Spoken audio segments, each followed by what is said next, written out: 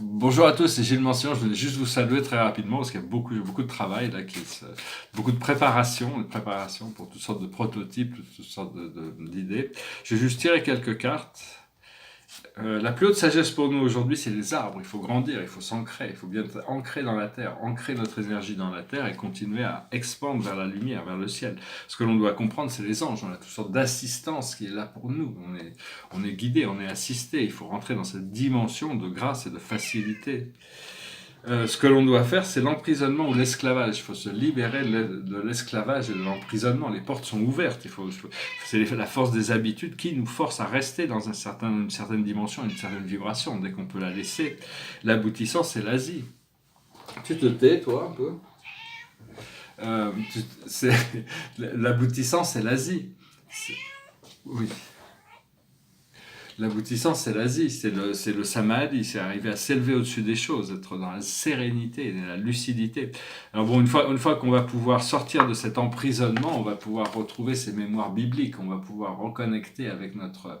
C'est toute une... C'est parce qu'on fait partie d'un plan, notre mission à l'intérieur du plan transcende qui nous sommes, nous faisons partie de quelque chose de bien plus grand, bien plus important. Donc il faut vraiment sortir de cette caverne de Platon, sortir de la grotte, hein, arriver à voir la lumière du soleil, de l'âme, ça prend du temps parce que c'est des lumières très très brillantes. Quoi.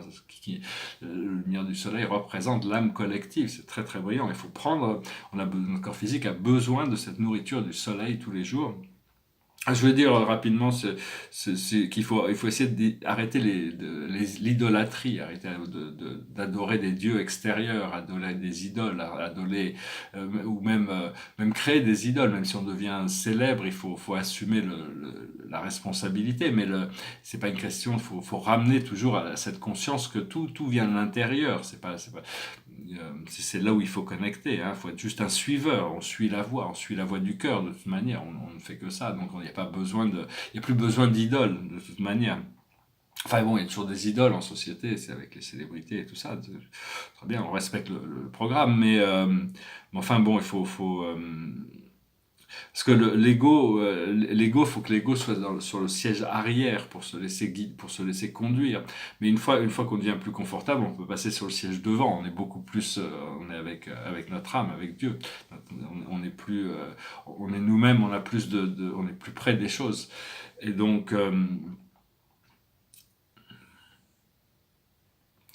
oui, il y a aussi toutes les énergies qui sont données par l'univers, elles arrivent pareil à tout le monde, qu'on soit bon ou mal, qu'on ait bien fait, pas mal fait, qu'on ait bien fait notre travail, mal fait notre travail. Tout le monde reçoit les mêmes énergies de toute manière. Hein. Donc, il faut concentrer. Ce qu'il faut, c'est que arriver à discerner les choses, parce que il y a toutes sortes de manipulations. Tous ces gens qui protestent contre le climat font que l'accélération du procédé de dégradation climatique. Tous ceux qui projettent leur vision vers un âge d'or, vers quelque chose où la Terre est déjà dans une position de paradis, déjà sans visionner déjà cette vision, contribuent à la création d'un nouveau monde, ou pour eux-mêmes déjà.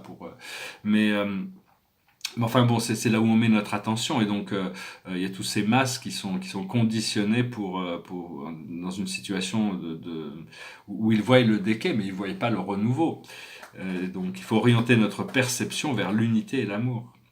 Je voulais parler, il y a des êtres aussi qui sont des êtres invisibles qui gardent les maisons, qui protègent les maisons, j'oublie leur nom, mais c'est des êtres invisibles qui ont toujours été là, ils gardent les demeures humaines. Donc c'est bien de connecter avec cette famille d'êtres invisibles qui vit dans votre... et quand on déménage, ils nous suivent pas, même s'il y a eu des relations affectives qui sont créées, ils protègent les maisons, et donc c'est bien de savoir qu'il y a ces êtres invisibles de toute manière qui sont là et qui sont bienveillants, hein, et mais enfin, qui sont retirés parce que bon, les gens ne les connaissent pas.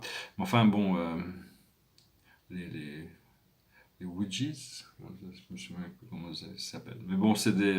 Enfin bon, ils sont bienveillants et ils sont là, ils sont toujours, ils protègent les maisons et donc toutes les demeures humaines.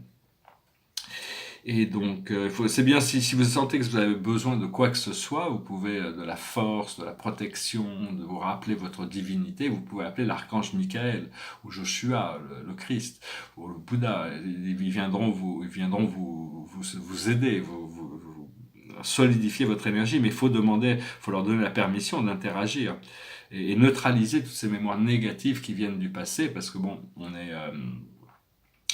pour pouvoir profiter pleinement de toutes ces mémoires, hein.